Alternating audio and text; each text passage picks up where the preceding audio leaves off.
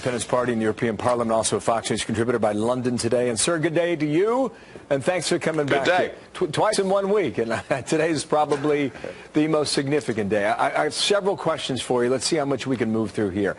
I thought her best line yesterday, a newly emboldened, confident America is good for the world. That's something that we explored during this campaign. Did that strike you, Nigel?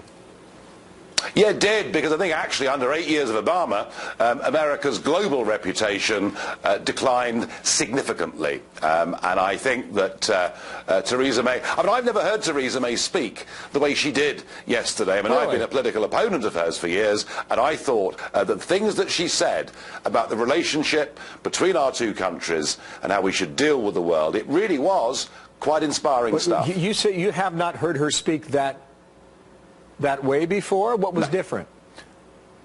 What was different was, don't forget, Theresa May, voted against Brexit. She wanted Britain to stay part of the EU. She was pretty critical of Donald Trump during his campaign. And this was a British Prime Minister realising that because we voted for Brexit, we're now free to start making our own friendships and our own trade deals around the world. And I would say she grabbed that opportunity with both hands. I thought it was a very positive performance. That's very interesting. She was Bremain, and now she has been transformed. Here's my sense. We are just getting to know your Prime Minister based on her speech from yesterday, and we're learning more about her and what she cares about, what's important to her, and the amount of vigor that she brings to her presentation. I would argue the same is true for President Trump and the people in the UK, and all over Europe for that matter. Yeah, you heard about him during the campaign, but now his words carry much more weight. So then, how is he being received, Nigel? Well, let me tell you that during the election campaign itself, virtually every media outlet and virtually everybody in politics and current affairs, I think I was the only person who was supporting Trump, at least that's what it felt like. So he starts off in a low place with British public opinion, but I think this week has changed things. I mean, what we've seen since Monday, frankly, is almost like a tsunami, isn't it? With executive orders being signed, with, big changes of policy direction. And I think, now we're Friday, what I'm kind of picking up is people are saying, wow, this guy gets on and does things. So I would say a week in to the Trump presidency, his popularity is rising a little bit.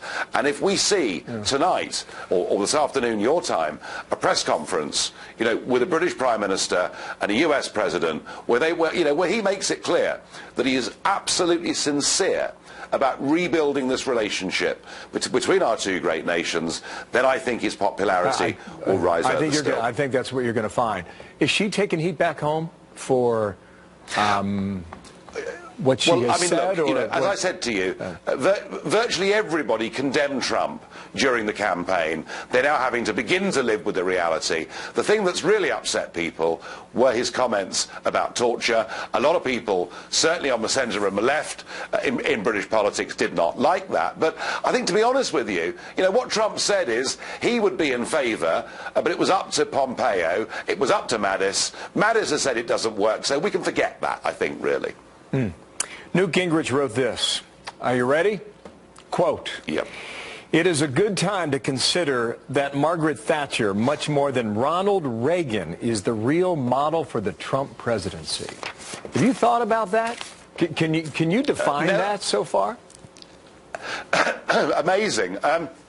Well, I guess Thatcher was a radical, and I would say to you that Thatcher in the early days was hated more by the establishment in the UK probably than Reagan was in America. I mean, I know that Ronnie Reagan took some stick in America, but literally everybody hated Thatcher here, because what she did is she took our policy direction in many areas and she turned it round by 180 degrees.